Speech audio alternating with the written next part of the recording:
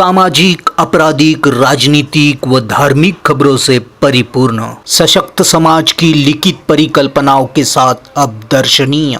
आज मैं आपके सामने एक अहम मुद्दा लेकर आया हूं कोरोना वायरस के लिए। जो आज आप सभी जानते हैं कि कोरोना वायरस को लेकर के देश में क्या स्थिति बनी हुई है।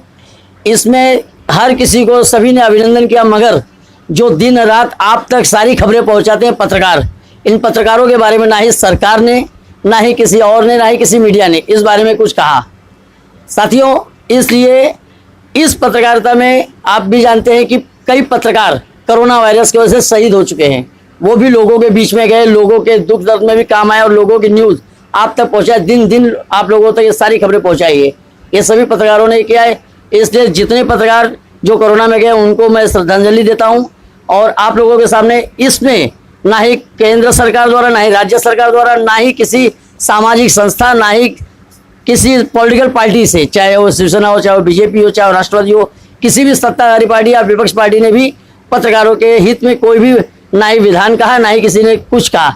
इस बारे को लेकर हम आपके सामने श्री कमल वर्मा जी से, जो कि मुंबई के वरिष्ठ पत्रकारों में से एक है, उनसे हम चर्चा करेंगे, दो शब्द उनसे बात लेंगे। आइए उनसे हम बात करते हैं।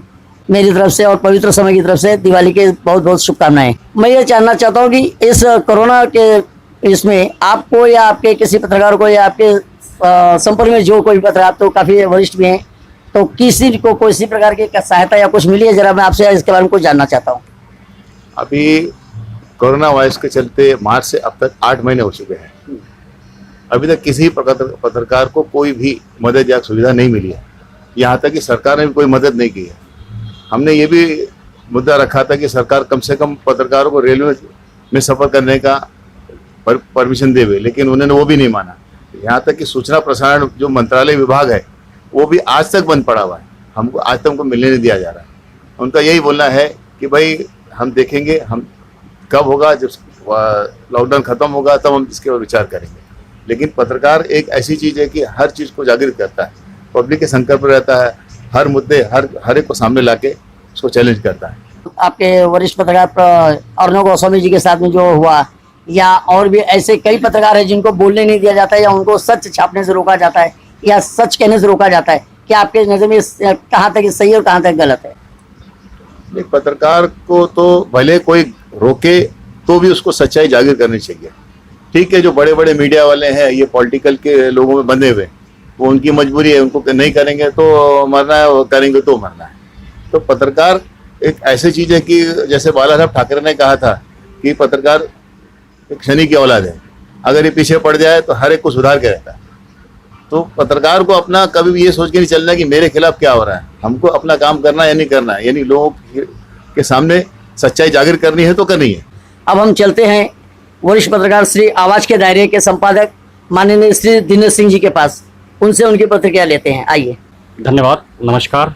सबसे पहले मैं पवित्र समय का हार्दिक अभिनंदन करता हूं। इन्होंने बड़ी मुहिम चलाया है और काबिल तारीफ है, और समाज में ऐसी सारी चीज़ें होनी चाहिए। जहां तक पत्रकारों का सवाल है, कोविड-19 में पत्रकारों ने बहुत झेला है। कोविड-19 में उनको समय समय पर काफ़ी तकलीफ़ें आई, लेकिन वो अपना धर्म को छोड़ा नहीं है। उन्होंने अपने कर्तव्य का निर्वाह किया है हमेशा, और मैं कमल वर्मा जी को बधाई देता हूं कि इस घड़ी में भी उन्होंने पत्रकारों की हमेशा चढ़ बढ़कर मदद किया है। मैं आपसे जानना चाहता हूं कि पत्रकारों को आने वाली असुविधा और होने वाली तकलीफ और आर्थिक मंदी, इस विषय पर आप क्या कहना चाहते हैं? जहाँ तक आर्थिक मंदी का विषय है, सरकार तो एकदम फेल है। महाराष्ट्र सरकार, महाराष्ट्र सरकार ने पत्रकारों का कोई भी मदद नहीं किया है। हाँ, जो है व्यक्तिगत स्तर पर लोगों ने पत्रकारों का मदद किया है, उसके लिए बधाई के पात्र है। जैसे कोई व्यापारी है, सामाजिक वर्ग है, NGO जो चलाता है, अपने स्तर पर उन्होंने पत्रकारों का मदद किया है। सरकार की तरफ से फौरी तरीके से कोई भी मदद अभी तक नहीं हुआ है। सरकार नहीं तो कोई विपक्ष पार्टी का या कोई विपक्ष इंसान जिसने आपकी और मदद की हो, या किसी पत्रकार की मदद की हो आपके समझ में? ऐसा तो अभी तक सुनने में नहीं आया, लेकिन मैं NGO की तारीफ करूंगा। जो भी सामाजिक संगठन है, उन्होंने पत्रकारों की मदद में बढ़ चढ़कर हिस्सा लिया है। एक बात और मैं आपसे जानना चाहूँगा, जो आज की तारीख में डब्बे वालों को दिया गया है, बैंक वालों को दिया गया, सबको दिया गया है, परंतु पत्रकारों को अभी तक ट्रेन में घूमने की सफर नहीं दी। क्योंकि आज अधिकतर पत्रकार ऐसे जो पैदल चलते हैं या तो बस से जाते हैं, बस का किराया भी और बाकी ट्रेवलिंग की वजह से उनको तकलीफ होती है। तो क्या उन्हें ट्रेन में आज की तारीख में जगह मिलनी चाहिए? इस बारे में आप क्या कहना चाहेंगे और आपकी सरकार से क्या मांगे? आपने एकदम सही सवाल किया है। पत्रकारों का दोहन सभी सरकारों ने किया है, खासतौर पर ये जो अघाड़ी की सरकार चल रही है यहाँ पे, चौथा स्तंभ पत्रकार जो है उसको सफ़र करने में घर पे बैठा है आज 8 महीने से। सरकार को इसके विषय पर सोचना चाहिए। आज भी सारे लोगों के लिए जो है रेलवे में जो है सुविधा दी जा रही है, लेकिन पत्रकारों को इससे वंचित रखा गया है। आप कुछ पत्रकार जो मंत्रालय स्तर पे हैं उनको छूट दी गई है।